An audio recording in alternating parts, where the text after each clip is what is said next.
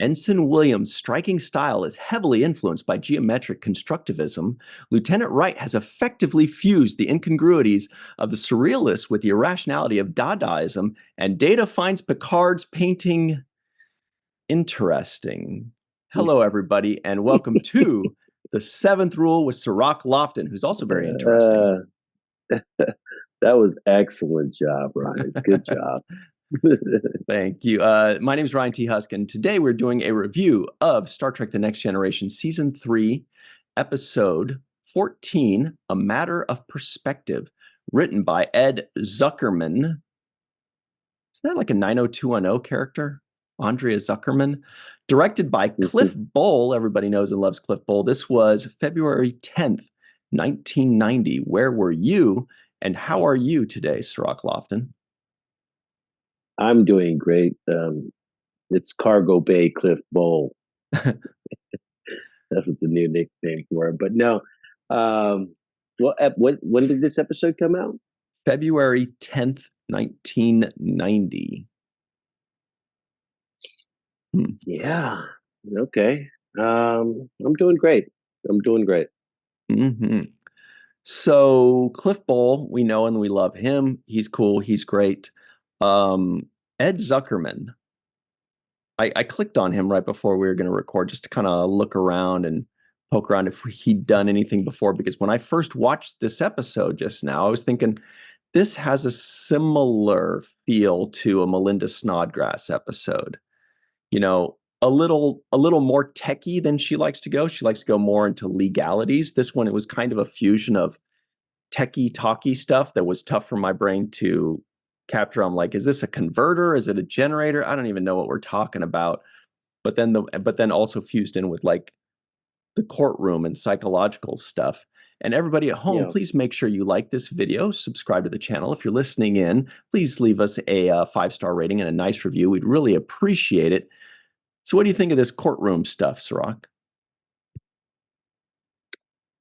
Well, I will say that if Melinda Snodgrass were to write this episode, I think she would have a different twist on her perspective, because a lot of the things that she does, even though she does have that court background, is thematically, she takes certain principles and makes those the heart of the show, like we saw with that episode she did, A Measure of a Man. Is that with Data? Right.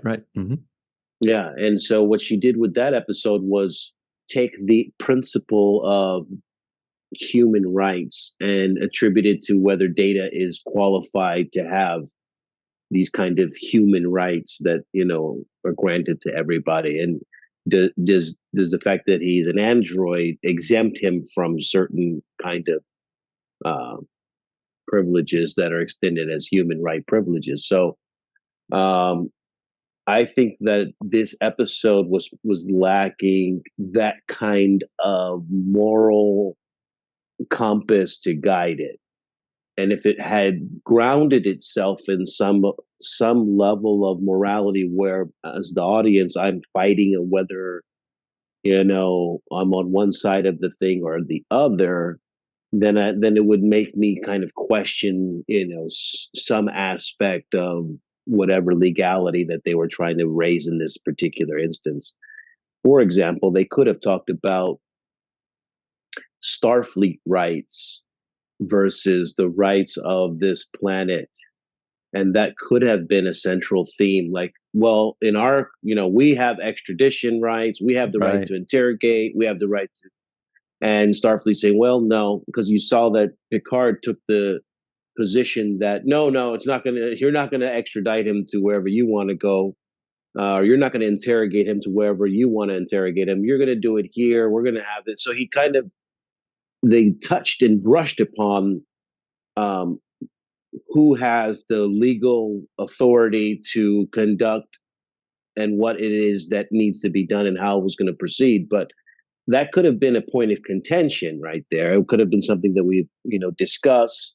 Could have been something that's argued between Starfleet's, you know, higher ups and this planet's delegates and representatives. So that could have been more of a central theme in this episode.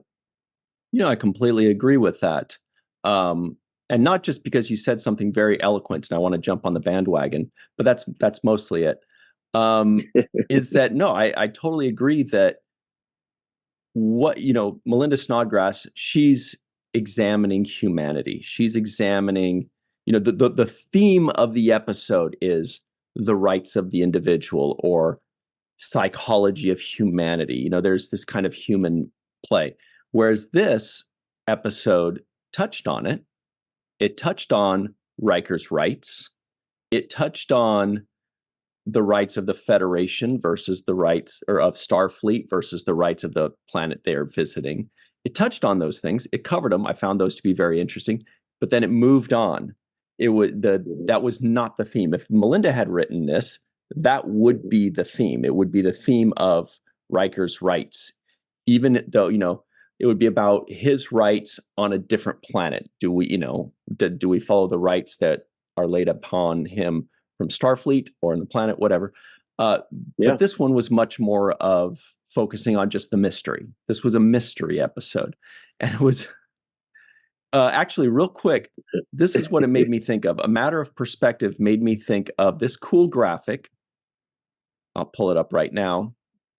What you have is a number on the ground and two dorks pointing at it. One of them is standing on one side and says, "That's a 9." And the other one is standing on the other side saying, "That's a 6." And that is a matter of perspective, right? He's not lying. He's not wrong. He's not lying. He's not wrong. But they are seeing two different things based on their perspective. And I think it's a perfect illustration for humans and a lot of things. And it was certainly the case with this episode, because in Riker's memory, he's like, "Hey bro, no man, she came on to me. I was like, no way, I respect you and the doctor too much. Please put your clothing back on. What are you doing?" Like, he was just like, yeah, right. or what a poor guy. She was all over him, and he was like, "No way, my heart belongs to Deanna Troy, and you're married. I would never." And then in her memory, she's like, "This lech was groping me, and he was all over me." And then the assistant was like, "And then my boss knocked him out with a right hook." It was killing me, man. But that's the matter of perspective, I guess. Yeah, and so for that reason, it was very, on the surface what it was. It wasn't There wasn't much of a mystery there for me in watching this episode. You know, I thought this would be a perfect opportunity to have a good use of Counselor Troy. I was like, yes, finally, Totally. Counselor. I was like, But Troy's then gonna. what a cop out. She's like, everybody's telling the truth. They just have a different perspective. Then why do we have you here? You're literally Seriously. right here in a courtroom, and you're like, Yes. everybody's telling the truth. I mean, obviously, it does work out that they were all kind of telling the truth for the most part.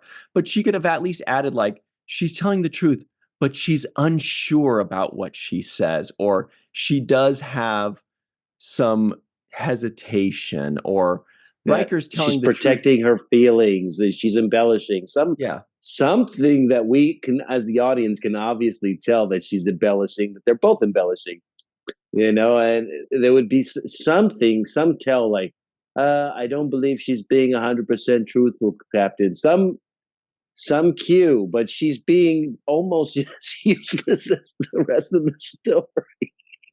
And I was rubbing my hands, thinking, "Oh, this is it. This is where Troy uses her Her uses her moment to power." shine. It's a Yes, Troy episode. Here we go, Troy, go get him. And she goes, both sides are telling the truth. Da da da da da da. Hey. yeah, yeah. So it was. I don't know. It was in that way. It was really a little. It was just lackluster for like an interesting plot line for me. I didn't expect it, so I had to find other things to keep me entertained, and those things were the music, for example. Uh, The opening music. yes, the For me, it was opening like in the music. first scene, I was like, what is this? It Yeah. was different than any episode I've ever heard. That first scene music. I was like, what am I listening Yes. to? Yes. And then when the chief inspector comes to charge Riker with murder, they played this eerie music that was like, just letting you know this is the moment. And so you just realize how well they use music to play with your emotions when you're watching these episodes, or Mhm. to signal to the brain, okay, this is when you're supposed to be suspense. Okay, this is where you get to let your guard down. Okay, this is where the action is picking up. And it's just in the background, but it does initiate those kind of responses in your brain, like, okay, I get it. This is the eerie moment. This is the dun dun dun. Yeah, yeah. Yeah, and I liked it, but it was weird. I couldn't place it. It didn't sound like any episode we've heard The before. opening music was different than anything Hmm. we've heard before. Almost like a completely different score came Yeah. to do this. And then I Yes, I started agree thinking, with did that. they change, musicians or composers, or what's the situation here? Um, Another thing I want to point out very quickly is the writer of this episode, Ed Zuckerman, and please let us know in the comments below. Wasn't that a 90210 character?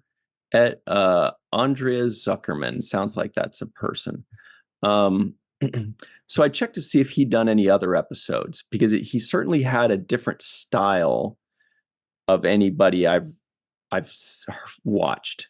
And it turns Mhm. out, no, this is the only episode of Star Trek he's ever written, but he's got a long, illustrious career in shows like Street Justice, Miami Vice, JAG, The Agency, Law and Order again, Blue Bloods, Law and Order again, Law and Order again. Okay, so we definitely see what this guy's bread and butter. He does these this is why they hired him. They hired him probably Yeah. specifically for this episode, or maybe he pitched it and they figured, he's the right guy to write it.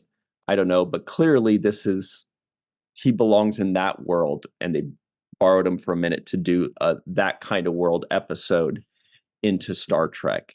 It was a mystery, kind of. It makes perfect sense. In my notes, I wrote down murder mystery. I Mm-hmm. wrote down murder she wrote / Matlock. I wrote down CSI and Law and Order. Mm-hmm. These kinds of formulaic shows that they just superimposed onto Star Trek. So it was obvious to me that this was a Law and Order type of episode, uh, just in Star Trek Starfleet uniform. Um, but it could have been done better, because the science fiction element wasn't fully extrapolated by Mr. Zuckerman. I feel like he could have, he just instead of just using aliens to get the point across that this is a science fiction show, you could actually bring in some arguments, some debates about legalities in these kinds of situations. I think it would make it good for the audience.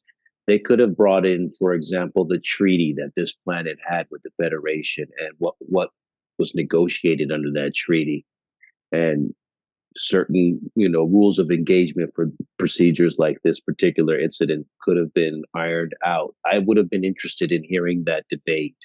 I would have Mm-hmm. been interested in hearing that argument, where maybe this guy comes in with the team trying to forcefully extract Riker, and this kind of debate about this chess move debate about diplomacy, and whose rights are supersede whose.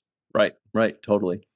And it seems like this episode, it really was focused. Like they said, we want to focus on, as the title says, a matter of perspective. We want it to be, the episode was about very specifically one person's memory versus another person's memory versus another person's memory of the same thing, and then how to extrapolate the answer to um, a mystery, which is funny because their testimonials didn't actually lead us to the answer. It was Geordi and Data and Wesley figuring out this anomaly that was going on. That's what solved it. So all these testimonials actually didn't progress the at least not on purpose. Inadvertently, it created that, radiation ray or something like that, which is what led the engineering team to solve the mystery. But Yeah. but that's just luck that happened. Otherwise, if that didn't happen, they would have just said, okay, well, there are three different perspectives, including the assistant who wasn't even there, where they're like, well, she wasn't even there. Yeah, but let's hear what she has to say. And she's like, I bet that this happened. And they're like, okay, that's evidence. I was like, that is scary law right there, dude. You That's just sketchy. Yeah. somebody that's just like, I'll bet you this is what happened, Your Honor.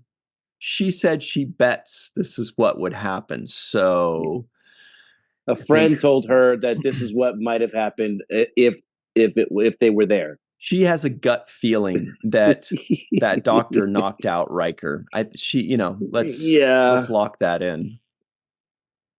Well, you know, um, given that there was not much depth to the storyline, there were other things that I had to look for, like I said, with the music, with the Mhm. performances. And so what And there was no B plot. no B plot. I mean, the B Yeah. plot was So kind of maybe the engineering team working on stuff, but that wasn't. Usually we have, Data's learning how to play pool, or right. Troy is teaching Wesley how to not be too much of a dork or something, or, who knows? But we got none of that. They're just like, no, this is so good that we want the whole episode. Anyway, I interrupted you. What were you saying? No, no, you're right there. And it was like, no, I want something else. The episode in itself opened with an awkward note, right? Because here you have this. It's always weird to have a classroom full Oh, of yeah. people painting a nude model. Actually, it did have that.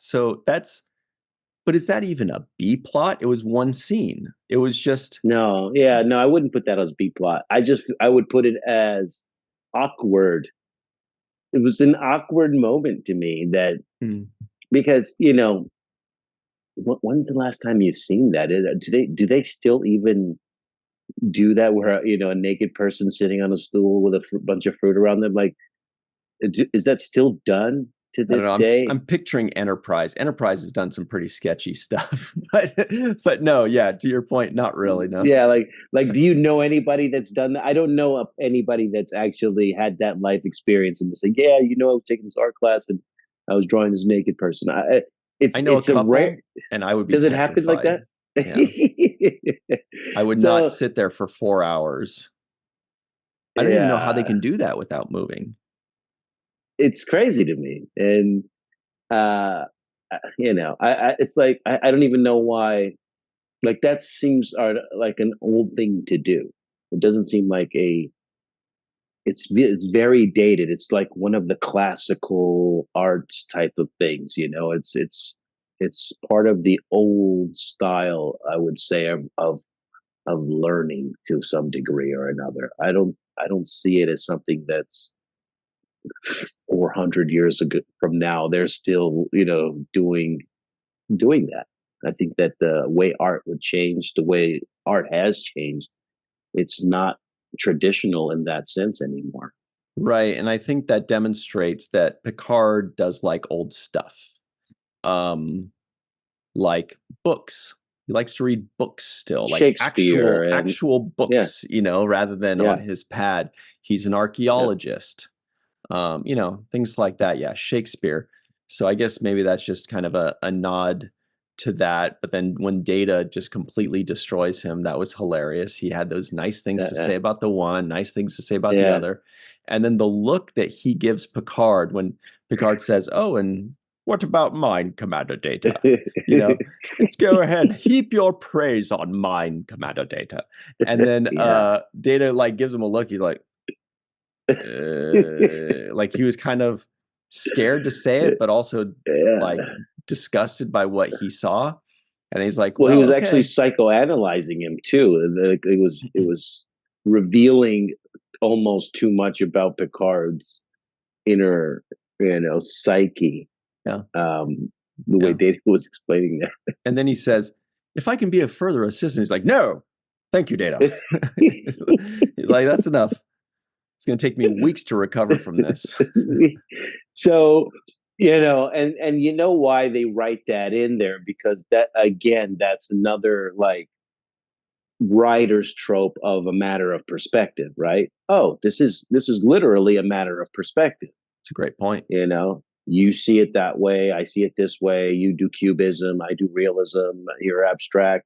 And so it's the same thing. We're looking at the same thing, but we have this variety of viewpoints in the end when we come with our final artwork. So I get why it was used, particularly for this kind of explanation into the larger a story, which is going to unfold in front of us. This was kind of the intro into it, like, oh, let's see how you look at it. How do you perceive things? Yeah. So Yeah. it makes sense Absolutely. why they did it. It makes sense why they did it. It just was seeing Picard being uncomfortable and unsure of himself was a moment of fragility that you rarely see from Picard. So I actually like that. You know, there was something too that I noticed. I think I noticed it for the first time in this episode. So I want to check that out. It has to do with somebody's rank. I feel like somebody's rank changed, or I just noticed it in this episode. So, everybody at home, what I'm trying to say is stick around to find out what that is, because I know there's no way you're going to leave. I got to find out what this one thing Ryan just noticed is. But we will take a very quick break and we'll be right back on the seventh rule. Hello, everybody. Welcome back to the seventh rule with Sirach Lofton. Hello. Here are the trivioids of the week. The Enterprise has arrived at Tanaga 4. The away team has completed its survey of Dr. Apgar's work. Ensign Williams' striking style is heavily influenced by geometric constructivism. Lieutenant Wright has effectively fused the incongruities of the surrealists with the irrationality of Dadaism, whatever that is. And Data finds Picard's painting interesting. Data's holodeck recreations will have a nominal 8.7% margin of error. That is gigantic in a court of law. Yeah. Dr. Nell Apgar may be one of the great scientific minds in the galaxy, but he does leave things a bit short in other areas. What was that exact quote? I think I changed the quote. Yeah, He does come up a bit short in other areas. That's what it was. yes. I was Yes. like, I cannot believe, but I think That line. that was Riker's recollection, right? It was. It So was. what it is maybe he was getting a vibe from her and he's like, she's thinking that this guy can't handle her, but I can, so maybe Yeah. that, because I was like, that's quite the stretch for someone's wife to be like, oh, he's a great scientific mind, but wink, wink, cuddle, cuddle. He does come up short in other areas. Like 2 minutes after meeting the guy, I'm like, that is Yes. savage. Yeah. Like, I guess they don't get many visitors around there. Yeah. Because she acted like he was the first guy I'd ever seen in like 50 years. Um, so yeah, I thought it was weird. You know what was also weird to me? It was like right when they opened the scene, they said that he was by himself when he died. But then on the recreation, it was all his wife, and they explained that later by saying they went back down to the planet. But initially, my brain was like, well, I thought where were they when they blew up? Which they explained later. But initially, I thought this Yeah. doesn't line up. This doesn't line up. Yeah. So I'll tell you, what I noticed on Geordi was he was a lieutenant commander. And remember, in season 1, he was lieutenant junior grade, which is 1.5 pips. Then to start the second season, he had the 2. He was promoted and he became chief engineer. Now he got another half pip, so he's got the 2.5. So he's lieutenant commander. But upon looking it up, he was promoted, it seems, more at the beginning of season 3. So I don't remember if we had noticed that and mentioned it, couple months ago when that Okay. promotion happened, but I did zero in on it and I started trying to remember, wait, has he been lieutenant commander this whole season? And I think he has. So that means he is, at the same rank as Data and technically of Troy, but she's not in any kind of command position at the minute. But I believe she is lieutenant commander at this point as well. Worf is lieutenant. Beverly Crusher, if I remember correctly, is actually at the rank of commander, but obviously she doesn't, she's not trying to do any command. The real command she does is when she can pull rank on Picard. She's the only person that can actually pull rank on Picard when he's unfit for duty medically or psychologically or emotionally. Yeah. And that leads me into what I was going to say about this episode. And that is, this episode frames Picard well. So it paints him in a good light. The humility in the opening scene, the little, his insecurity about being criticized with his art. It's a good thing for me. It shows a little bit of vulnerability. Yes. The second part that makes this good is that Picard does things, for example, to instantly take charge of the situation. When he tells this Chief Inspector Cragg, no, it's not going to go how you say it's going to go. It's going to go how I say it's going to go. And we're going to do this. We're going to do this. Data, come here. I need you to meet me. Tell me if we can recreate the conditions. That's a take charge attitude and actions by Picard. So another good sign that I enjoyed. I like the fact that he showed good judgment when he tells Riker, "I can't talk to you right now. I don't think it's a good time." That's just smart, trying to avoid conflict of interest. It's Yeah. good decision making. And then Yeah. finally, yeah, No, go ahead. Sorry. and then finally within the courtroom scene itself, the things that he did were, which is kind of like bring up Riker's testimony 14-31 or whatever it was, and making the legal argument or making the case for Riker's innocence in the way that he did, showed the kind of leadership, showed that he was involved, showed that he was paying attention, that he was problem Right. solving. And there was also a very subtle moment where he puts his hands on Riker's shoulder as he gets up to leave in that courtroom scene. And it showed me another kind of friendship. Um, just a small, subtle thing, but I think it paints Picard in a great light. Yeah, there was something with there was my favorite moments with Picard were early on, you kind of touched on it. It was when Cragg first showed up, which was kind of a crazy name for him. I'm Yeah, Chief Inspector Cragg. It's like I thought he yeah, was going to be called yeah, like Dilly Hilly or something like that, but with a name like Chief Investigator. So, yeah. it was when he first comes in and Picard's like, hold on, hold on. And then he immediately shows confidence in Riker and says, I got your back, and shows professionalism and leadership when he says quietly, he's like, when Riker was going to go with him and he tells him to wait, he's like, number one, wait here. And then he says loudly and authoritatively, says, you have the bridge, right? So it was a nice way of Mm-hmm. saying, you got this. I trust you. You're in charge of the whole ship. I have my full confidence in you. And he's also demonstrating it to Cragg. I thought that was a great moment. Also, right after Mm-hmm. that, when Picard is talking with Cragg and he says innocent until proved guilty, Cragg says guilty until proved innocent. And they're like, oh, let's argue about it.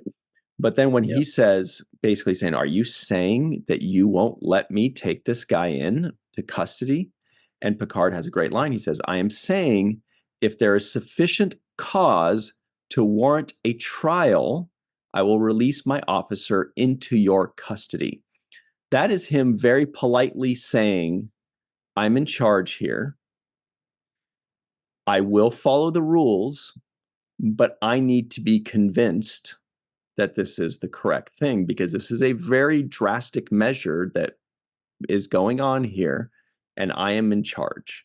And I thought that Yes. was well written, well delivered. And then he says, well, what if you suddenly decide to leave? Which is also a great question by Cragg. He could say, what if he proves it? And then Picard just says, all right, so long, suckers, we're out of here. And Picard Mm-hmm. says, you have my word as a Starfleet officer. You know, that's also good, but more powerful than anything brilliant. Anyway, I just thought there were a lot of good moments there that let Yeah, Picard be in charge, but in a very professional, respectful, and diplomatic way. He's the diplomat of the captains, yeah, in Star Trek.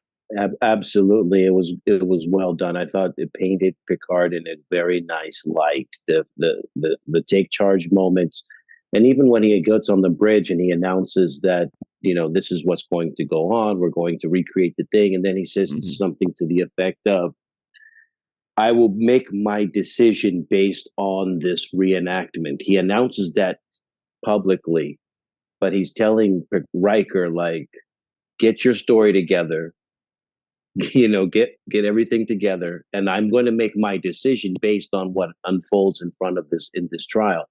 And I think that just once again showed a lot of leadership to me. It also showed that he he had a reasonable amount of suspicion to be curious to see what the facts were, but he also was being protective of Riker, and taking Riker's word for giving him the benefit of the doubt, let's say. And so I thought that was commendable. I thought it showed good leadership on Picard's point. Like I said, there was a moment during the the reenactment scenes where Picard gets up and he puts his hand on Riker's shoulder, Yeah. and it's just a moment to say, "Don't worry, you'll be all right. I got your back. I'm not being convinced so far what I see. I got some hearsay here. I've got two kind of different versions of events." I thought it was interesting because the first half of Riker's story matched the first half of the wife's story. The dialogue was almost identical. It was just Yeah. the emphasis the actors put on the words that changed, but the And dialogue was the the same. looks that Riker gave that woman in her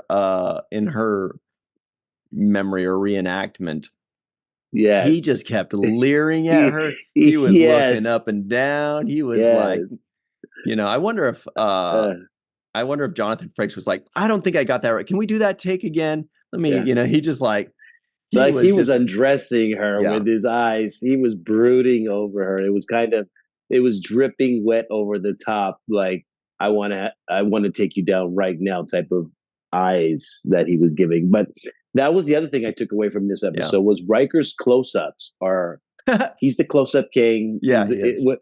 Especially when the act ends and they have, dun dun, and then we'll be back after the He commercials does type this look. moments. He goes like I've often said he acts like a director.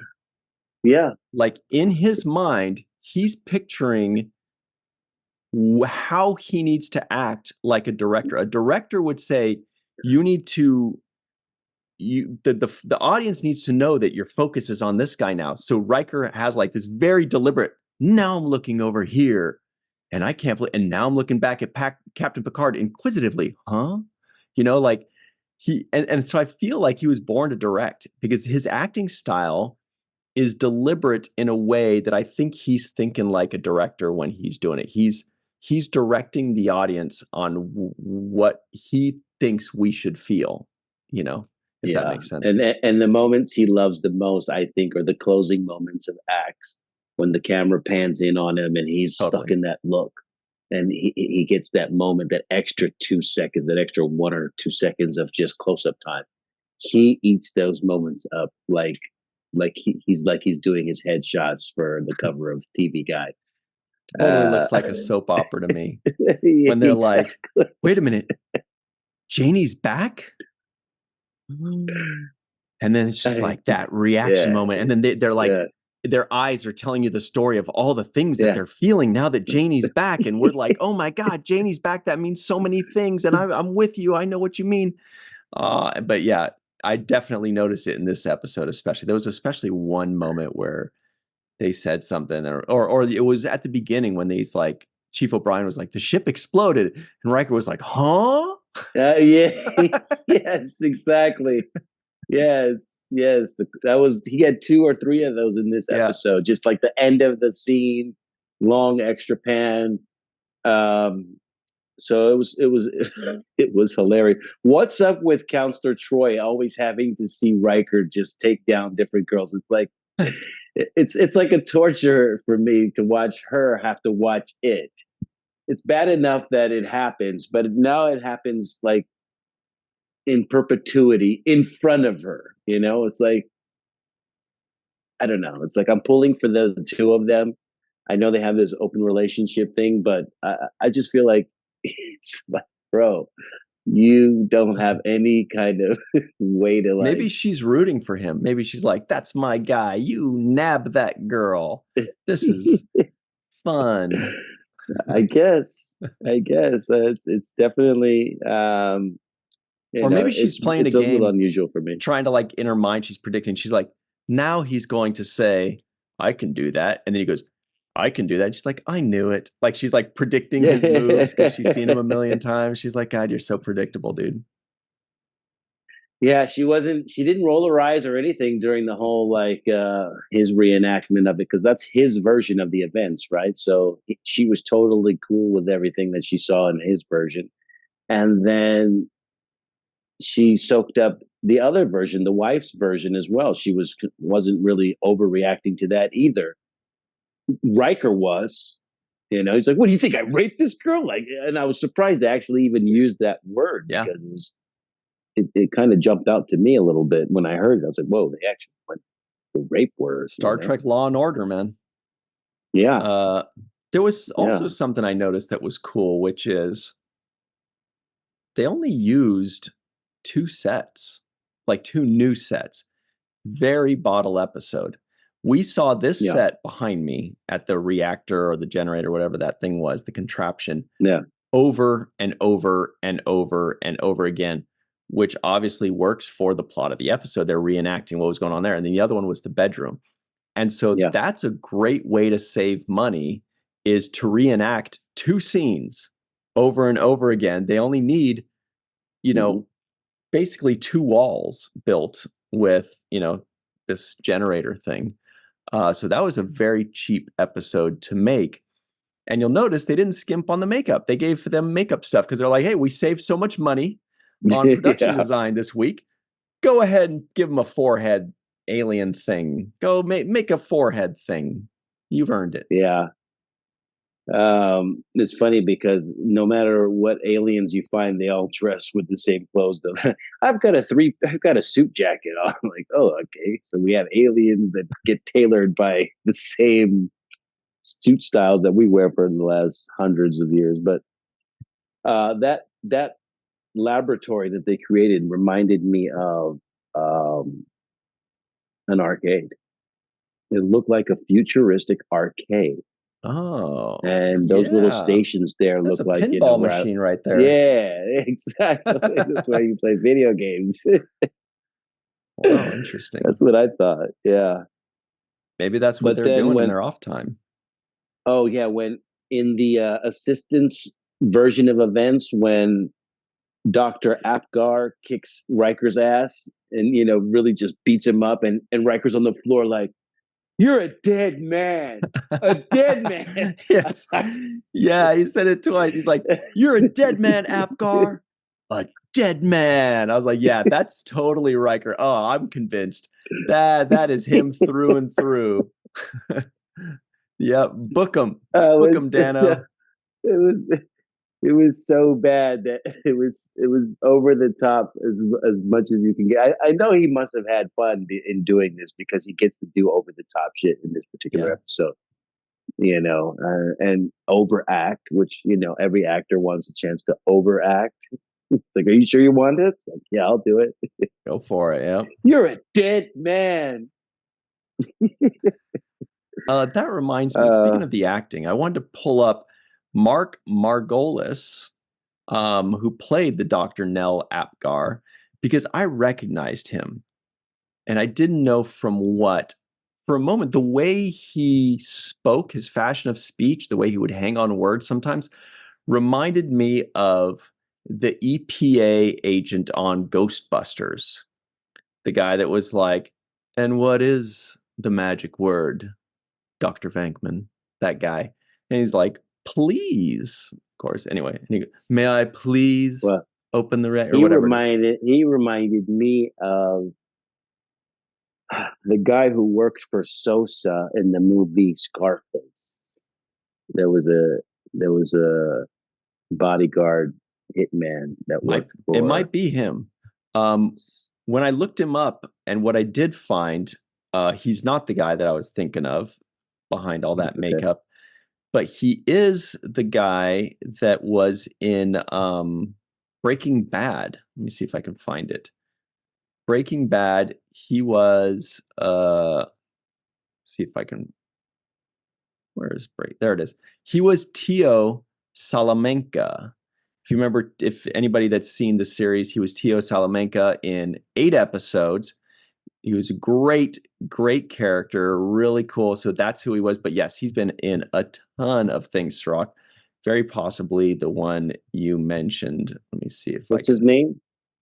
His name is Mark Margolis, who also, that is also a very recognizable name. He's also in Better Call Saul, playing the same character, Hector Salamanca, for 22 episodes because it's kind of a prequel there, if I remember correctly. Yeah, he is the dude. Mm-hmm. Yeah, he is. He's the dude from Scarface. Yeah, He's been he in is. so much He was in stuff. the movie. He was in the movie Scarface. He plays. Scarface goes to meet Sosa with his friend, and uh, Sosa gets a phone call in the middle, and he looks over to the guy. The guy's on the phone, but he's telling him, "You got to come here and talk to me." And it's because one of the people next, the guy with Scarface, is a rat, so they have to kill him. So he kills the guy, but he's the main guy in Scarface, like the right hand man of Sosa that is like the killer.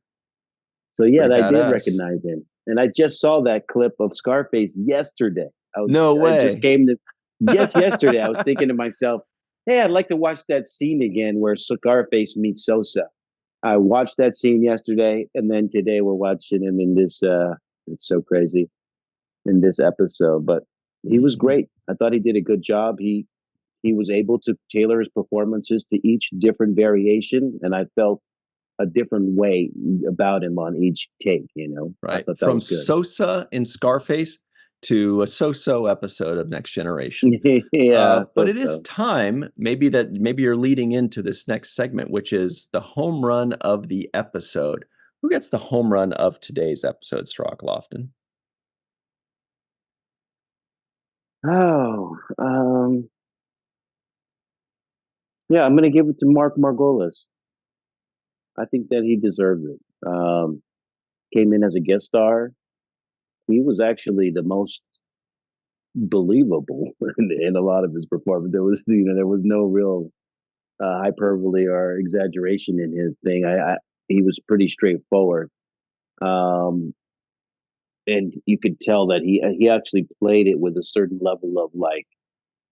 You could tell that there was revenge or some aspect of him that was pissed off enough to do something. And so, yeah, I think Margolis, the late Yeah. actor, passed away in 2023. Oh, bummer. He's the one that gets it. Yeah. Yeah, I think I agree with you there.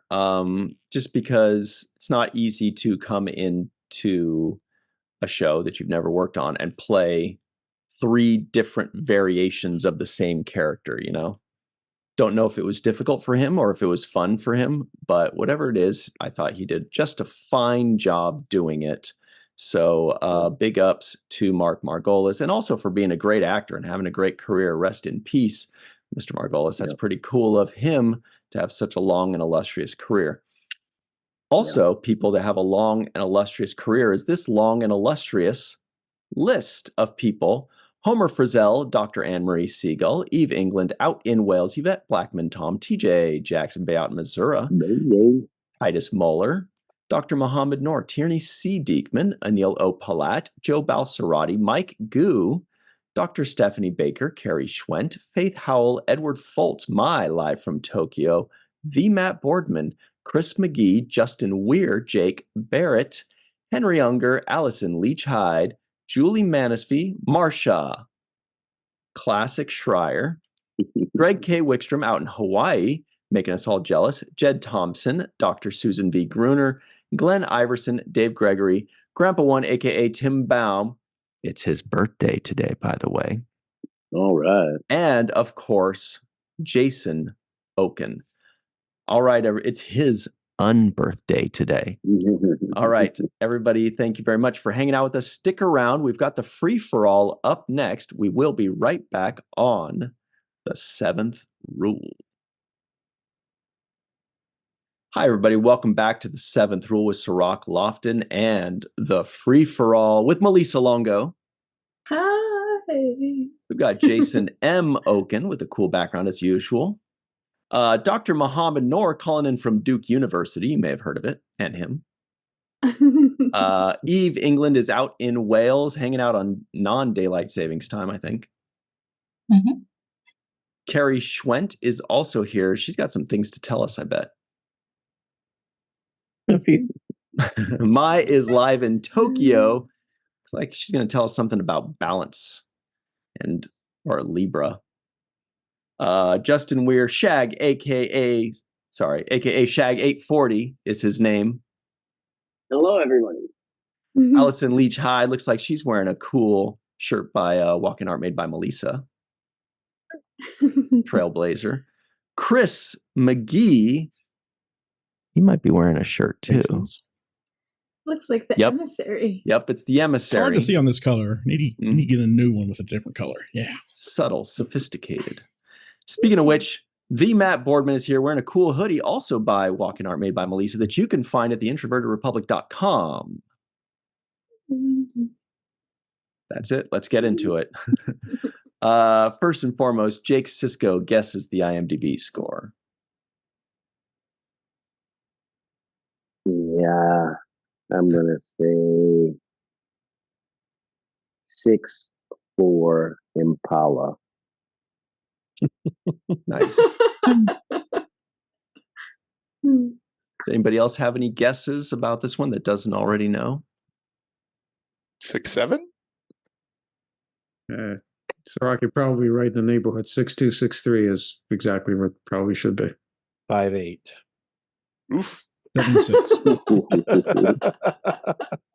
I'm not saying that that's what I'd rate it at, but maybe other people are not so high on this episode. Right. Well, this is the IMDb score.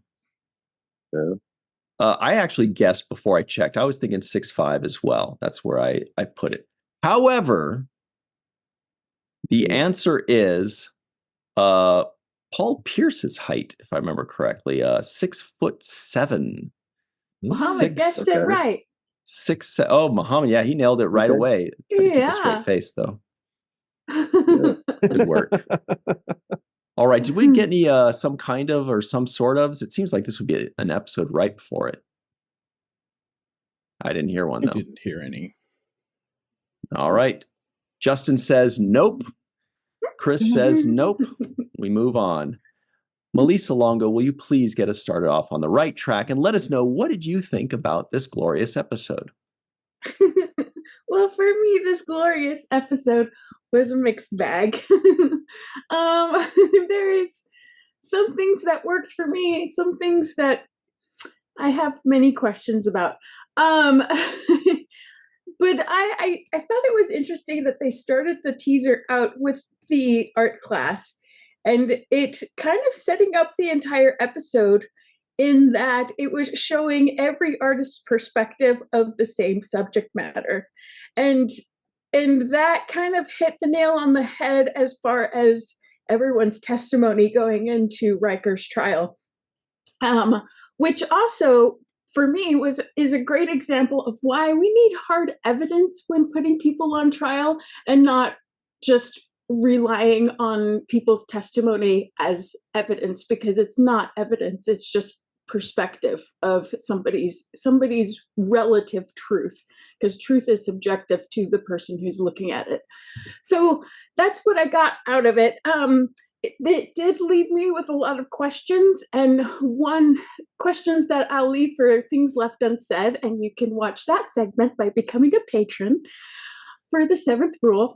But this question that I'm going to pose to everyone, we can discuss in that segment, is that I think I was wondering, would other species have practiced marriage or the idea of marriage or the institution of marriage like humans do? I mean, it seems like a very human trait or tradition, and I was just wondering, why would aliens practice the same thing?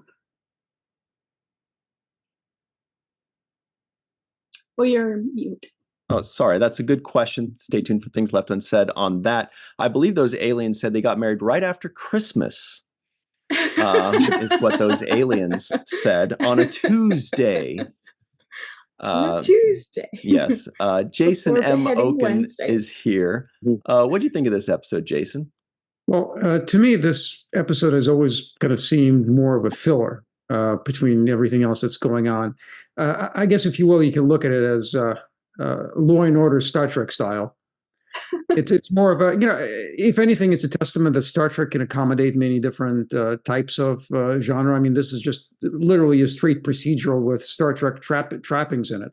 And sort of this Rashomon type approach shows you, obviously, that everybody sees things a little bit differently. And frankly, this is something that could be done almost on any show, and often is on these procedural type shows. So in terms of its originality and uniqueness, perhaps not so much. It's a little middling. I'll leave a lot of the things about the way it was shot for Things Left Unsaid.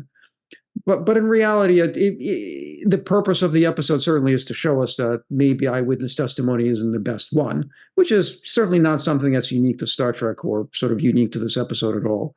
It's basically okay, and that's really what it is. It doesn't really advance anything. It doesn't show us anything about the characters we didn't know or wanted to see. Frankly, all it does is puts Riker in a not such a good light. There's actually a scene that was not in the finished episode, and I'll talk about it later, that would have made Riker look even worse.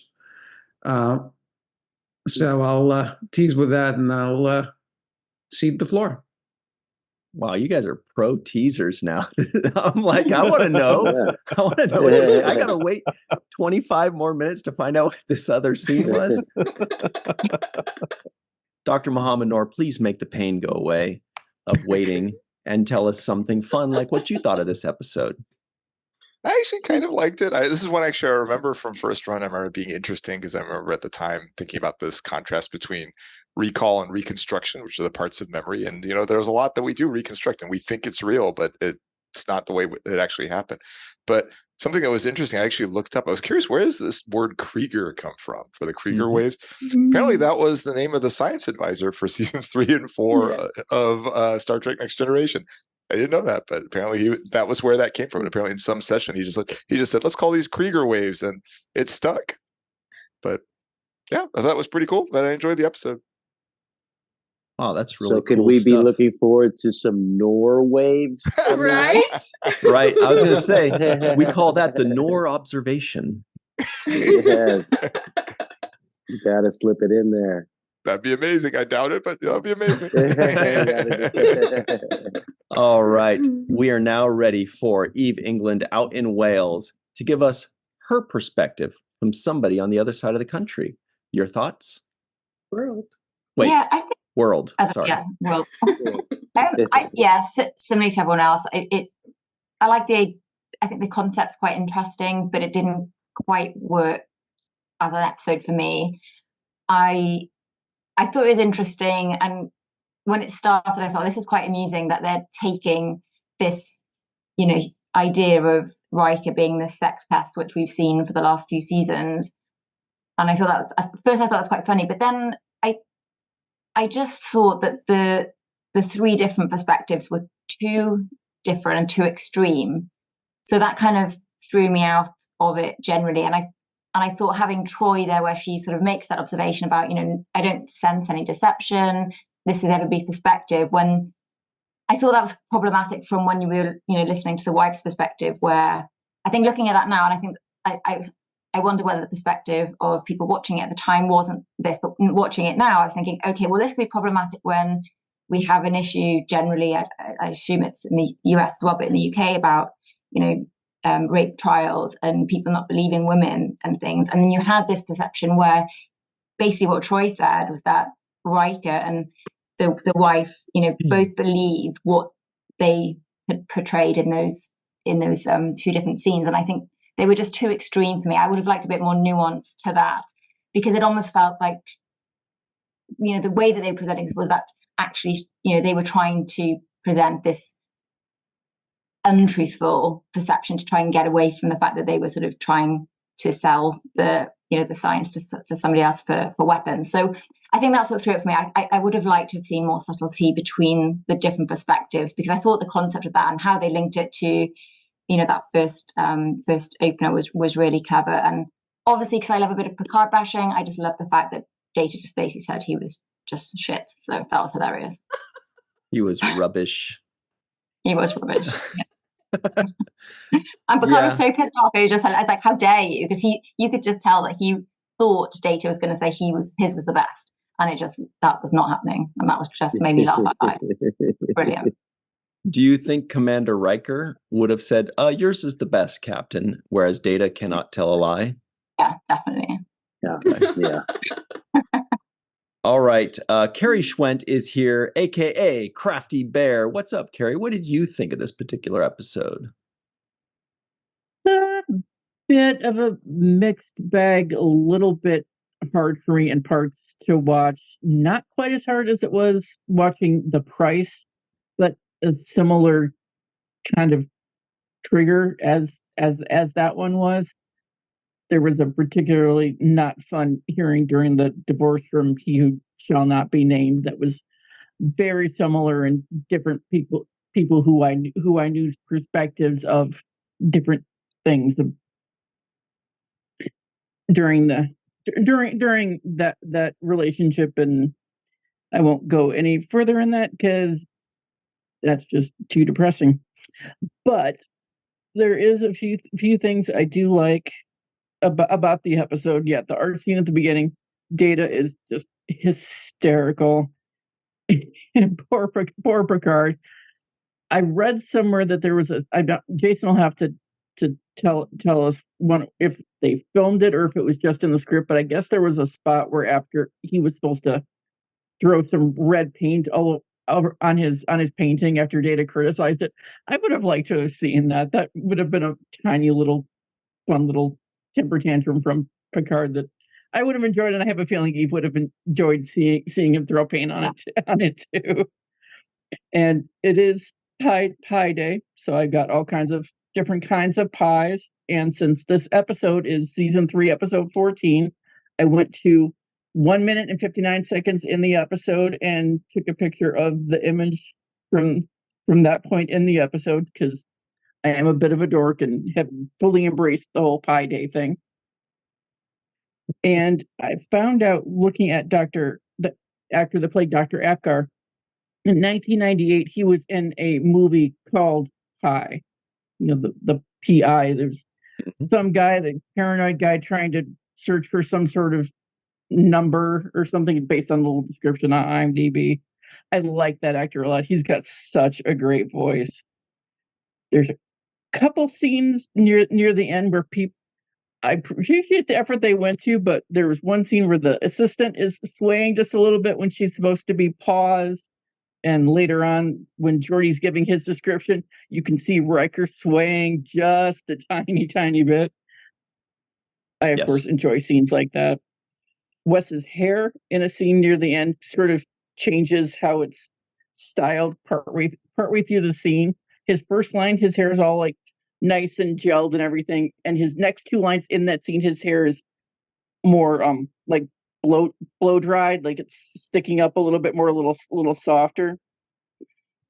But for the limerick for the episode, because this one was hard for me, I just went a little bit more general with it, just from my own perspective of people's perspectives. Right? That was probably a mess, but anyway, here we go. People see things from their own point of view, each believing that their side is true, though the search for the truth might not be very smooth, and our intentions can be misconstrued. And yeah, that's all I've got. Great stuff. Thank you very much, Carrie Schwent, aka Crafty Bear. We've got Mai live in Tokyo. What is up, Mai? And please explain this mystery behind you. Justice. It's about justice, you see. The scales thereof. Two things jump out to me with this episode, with my somewhat bizarre brain. First of all, in Data's second officer's log, he mentions that the recreations will have a nominal 8.7% margin of error. And Mohammed will bear me out on this or correct me. That would be considered a bit excessive by many scientists with a 95% confidence level, where you want maybe 4 to 8%. So I was thinking, what? They should have got their numbers right on that one. Data, ramp up that accuracy, sir.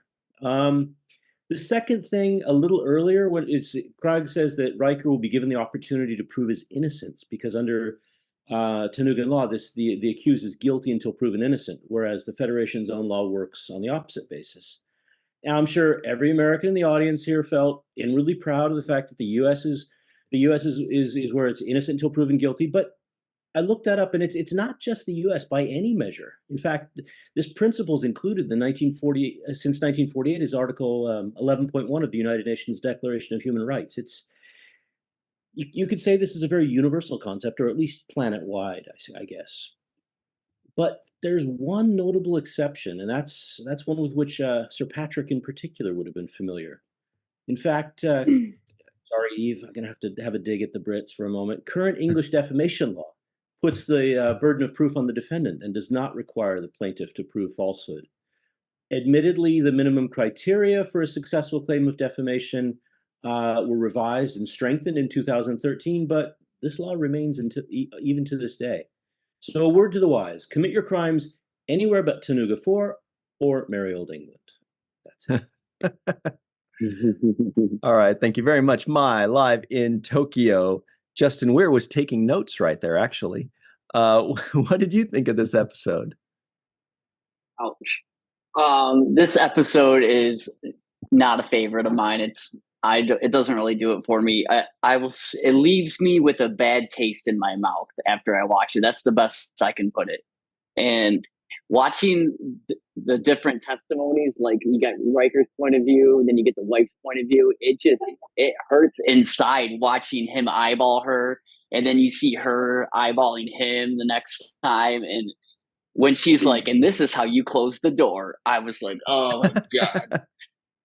So, someone already mentioned Dr. Apgar. I love that actor, the bell guy from Breaking Bad. Ding ding ding ding. Yeah, I don't have much to say. I will leave you with my favorite scene, and that's when Picard calls Data into the ready room, and you see Riker just kind of peeking in, like, what's going on? Yeah, nice to see y'all. Great stuff. Thank you very much, Justin Weir, a.k.a. Shag840. When you see his name, Shag840, that's him in the live chat. Allison Leach Hyde is here. What is up, Allison? What do you think of this one? As Data says, interesting. Not my favorite. I do tend to skip this episode. I also skipped the very similar episode in Voyager. Which one? Exofacto. Oh, Exofacto. Is it that one? The one where Tom Paris is also accused of murder, and we do this whole thing. There's also a very similar episode in Stargate SG-1. So yeah, I tend to skip all of them because they're all so similar, and I'm like, we rehashed this a lot. Don't need to start over again. So yeah, not my favorite. I love always watching Data, Geordi, and Wesley figure out technical problems together, even if it's only for a little bit of time. So I do, like, glam on to those scenes. So loved that. even though Wesley kind of got to help save the day, but it seemed fitting for this one. And we didn't go like into how they worked it out. You know, Picard got to reveal it at the end. And anytime we get a little bit of snarky O'Brien also makes me happy. Telling Riker that, yeah, we are surprised you're here. You could have just exploded. So, you know, those type of things I'm like, I'll take. I'm like, thank you for that. And anytime the hair is so crazy it can distract from the plot line also is pretty cool. I mean, Trina's hair was like she'd been stuck in a wind tunnel with too much spray drying. So that's kind of how I feel about this episode. And Ira apparently also did not particularly like this episode at all. He thought it was the worst one of the season. So I guess I'm not in bad company. So I'll take that. Here's the episode you were talking about, the Voyager episode. Is this the one? Yeah, that's the one. Yeah, that's the one. Also another crazy hair episode. All right, look at these guys. Oh yeah, that's the one where she has the dog, right? That I get those mixed up. And I was waiting for the dog in this one. I was like, "Where's the dog?" Oh, different one. Trying to remember, wasn't there a dog called like Belvedere or something like that in a show? Anyway, Leghorn, Belvedere, come here, boy. Chris McGee, the Dark Lord, is here. What is up, Chris? What do you think of this one? Well, first of all, I love how we're getting all meta with this episode, giving our own unique perspectives on an episode about perspectives. For example, my own perspective is that, contrary to everyone else's point of view, I really enjoy this episode. It's not fantastic, but I think it's a good episode, probably because I'm easily entertained. In this, of course, we get, once again, a fantastic score by the prolifically good Ron Jones. This is also the second episode in a row where we get featuring a memeable facepalm that we've probably all seen and loved. But to dig into the plot just a little bit here, you know, when Troy said it is the truth, as both of you remember it, it got me thinking. I think it's quite telling, and probably, I'm no psychologist, but I think it might explain how so many disagreements, no matter how small or big, often have each of the two sides believe to their core that they are absolutely correct. Oftentimes, one side has gone to greater lengths to convince themselves that their version is the truth, whether it's to cover their own mistakes, to protect someone or something, or just because they're too proud to admit they're wrong. And as is most likely the case, the objective truth usually falls somewhere in between, perhaps more toward one side, but almost never exactly as that side's testimony claims. As far as my memorable quote of the episode, I'm going to quote Riker, who echoes exactly how I feel every day at 5 o'clock. I'm ready to leave now. Excellent stuff. Thank you very much for that, Dark Lord, Chris McGee. We've got the Matt Boardman waiting patiently to tell us what we all missed in our discussion. What do you think of this one? Well, a lot of my thoughts on this episode, everybody else has covered. It always makes me think of the quote, which talks about there's 3 sides to every story. Your side, their side, and then somewhere in the middle is the truth. And to look it up, and I think it can be attributed to author Sherilyn Kenyon, who said that. And this is one of those episodes that I definitely skip a lot. But especially when I was younger, but as I've gotten older, I kind of don't skip it. Number one, as Chris pointed out, there's a unique Ron Jones score. And I kind of like that there's a mystery wrapped up in like a court case. I don't know. My favorite part of the episode is right at the end when they start stringing everything together and then we actually see this device, what it would have done. And I don't know why I think that's cool. But it's fun. But yeah, overall, not one of my favorite episodes. Although I did think it was interesting to learn that this was one of Ron Moore's first assignments as a Next Generation writer. So this seemed like it would have been a very a very tough assignment to have. But and you know, I have to sympathize with Picard because I have been in that position many times when you when you throw up some art and everybody's like, well, actually I would have done this differently, or you're lighting on this part, and it's like, okay, I'm sorry, I won't do it again. So anyway, that's my feelings on this episode. Excellent. Jake's final take. Sirach Lofton, any final thoughts on this one?